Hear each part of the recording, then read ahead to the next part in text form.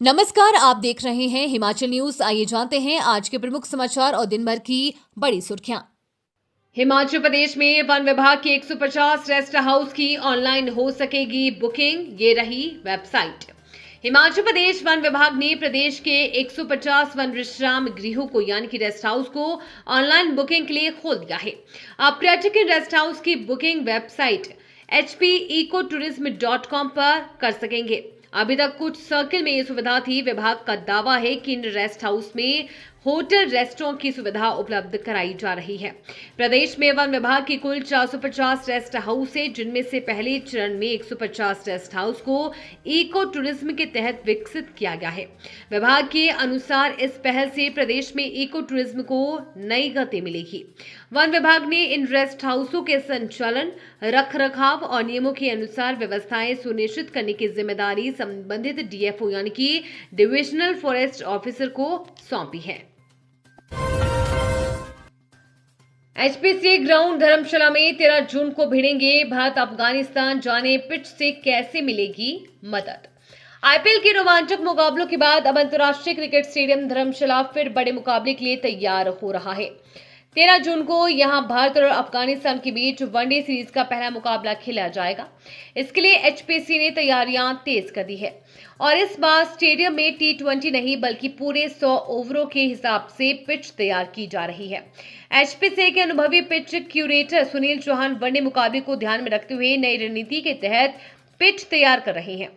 हाल ही में धर्मशाला स्टेडियम में आईपीएल के 3 मुकाबलों के अलावा प्लेऑफ का क्वालिफायर मुकाबला खेला गया था। इसके लिए सेंटर की 3 अलग अलग पिचों का उपयोग किया गया था। उन सभी पिचों को T20 क्रिकेट के अनुरूप तैयार किया गया था ताकि बल्लेबाजों को तेजी से रन बनाने में मदद मिल सके और दर्शकों को चौके छक्कों का रोमांच देखने को मिल सके। इस पंचायत में 2 प्रत्याशियों को मिले बराबर वोट, फिर ऐसे तय हुई उप प्रधान की जीत। लोकतंत्र के महापर्व में अक्सर जीत हार का अंतर बहुत कम होता है, लेकिन हमीरपुर के सुजानपुर की ग्राम पंचायत बिलेहू में एक ऐसा दुर्लभ वाकया सामने आया जहां जनता ने 2 उम्मीदवारों को बराबर की कसौटी पर ला खड़ा किया और प्रधान पद के लिए हुए इस रोमांचक मुकाबले में जब जनता के वोटों से फैसला नहीं हो सका तो अंततः पर्ची प्रणाली का सहारा लेना पड़ा। किस्मत के इस खेल में बाजी राजीव कुमार के हाथ लगी और वे पंचायत के नए उप प्रधान चुने गए। हिमाचल 2 माह बाद भी 300 यूनिट मुफ्त बिजली देने के लिए तय नहीं हुई अति निर्धन परिवार, जाने पूरा मामला। हिमाचल प्रदेश सरकार की 300 यूनिट मुफ्त बिजली योजना का लाभ बजट घोषणा के 2 माह बाद भी अति निर्धन परिवारों तक नहीं पहुंच पाया है। विधानसभा के बजट सत्र में कांग्रेस सरकार ने अपनी चुनावी गारंटी को पूरा करते हुए प्रदेश के 1 लाख अति निर्धन परिवारों को हर महीने 300 यूनिट मुफ्त बिजली देने का ऐलान किया था, लेकिन अप्रैल और मई बीतने के बावजूद पात्र परिवारों को इसका लाभ नहीं मिल सका है। सोलन में दर्दनाक हादसा, गहरी खाई में गिरी तेज रफ्तार कार, 1 व्यक्ति की मौत। हिमाचल प्रदेश के सोलन जिले में एक भीषण सड़क हादसा हुआ जहां पर एक तेज रफ्तार कार अनियंत्रित होकर गहरी खाई में जा गिरी। ऐसे हादसे में कार सवार एक शख्स की मौत हो गई है जबकि अन्य घायल हो गए हैं।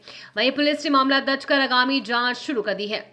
जानकारी के मुताबिक हादसा जिले के देवघाट क्षेत्र में हुआ है। बताया जा रहा है कि कार देवघाट से गुजर रही थी और उसकी रफ्तार काफी अधिक थी, तभी कार अनियंत्रित होकर गहरी खाई में जा गिरी। कार में 4 लोग सवार थे। इस हादसे में कार सवार एक शख्स की मौके पर ही मौत हो गई है जबकि 3 अन्य घायल हो गए हैं।